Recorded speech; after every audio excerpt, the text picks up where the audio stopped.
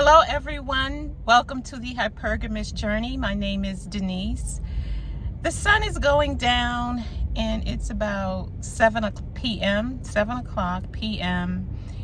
and I wanted to do a video from home in my quote studio, but I'm not going to make it in time before the sun goes down, I don't think.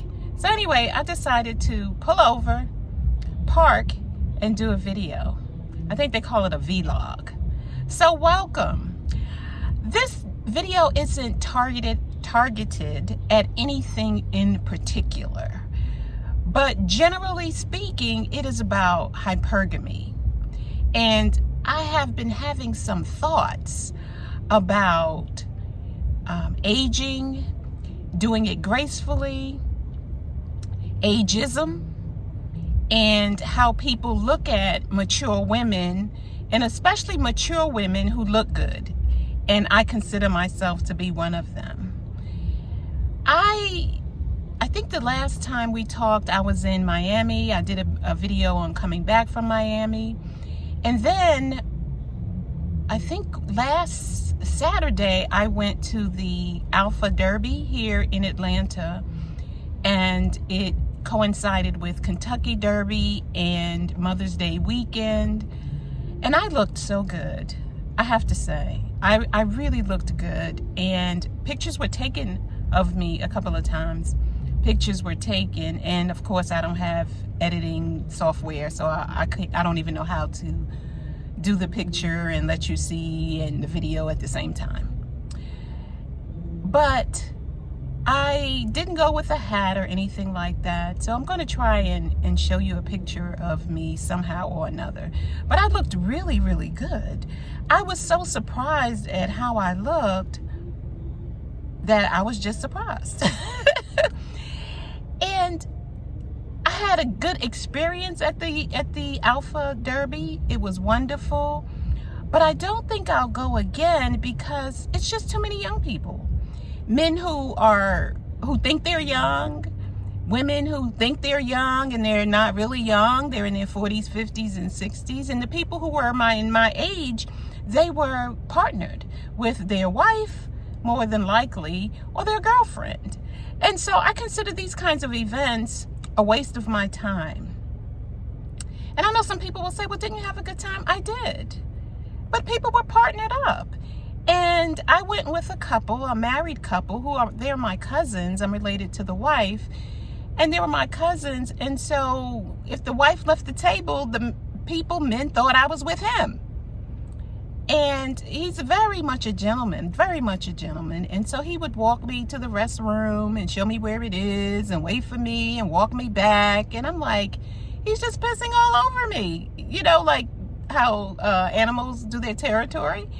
And so he wasn't, fresh or anything. He was very respectful, but he was acting like a very protective brother. And I do have a brother. He's a different mother, but I didn't grow up with a brother. So I was like, this is nice and all, but you're married and you're keeping other men from approaching me, though they would look. And I'm not exaggerating. Some of them would just kind of stop talking and look at me, but nobody approached. And the guys who were looking at me were too young. So yeah, they were too young. So that didn't work. But like I said, if you hear any background, there's some young people club across the street. And so please forgive me for that if you hear that. But yeah, but it was a good experience, and I'm not going again. And I'm just really trying to narrow down and hone in on where the men who are in my age group, who are age appropriate for me, where they are. So I had lunch, really dinner, at a public golf course, a restaurant at a public golf course. And that was okay, but people were there in groups, and I sat at the bar by myself, and that was okay. And that might not be the place either. So at the end of the month, May, I will be taking my very first golf lesson. I was supposed to take it before, but it rained and they canceled. So I've made appointments before and I have canceled them because I was tired, like really weak excuses. But I'm not going to let anything get in the way. I'm not going to create any more excuses not to take the golf class. Now, weather doesn't cooperate, that's different, but I'm not going to do it. What else? Ageism. So men are allowed to age gracefully. They can have a big old damn pot belly, bald headed, bug eyes, hypertension, cholesterol, can barely walk with a cane, and women will forgive them because that's how we are. That's our nature. And we will give them all of our time and resources. And then they'll leave us for somebody 25. But women, and I know, I'm just talking, I know that's not all the way true, but sometimes it is true. And then we are not given the same leeway to age gracefully, to get curvier, to go bald-headed, all the things that go wrong with them. We're not allowed to experience life in the same way. It's not right, but that's just the way it is. There's a song, that's just the way it is. Things will never change. But anyway, we are also hard on ourselves because of it. And I'm no exception, but I'm getting better at accepting the aging process. I just want to do it gracefully and healthfully, if that's a word, have my health. What else? I got another date with Itsjustlunch. And the strangest thing is that I knew this man 25 years ago. He's 71 now. I'm 61. So if I knew him 20 years ago or more, I was 41 and he was I was 41 and he was 51.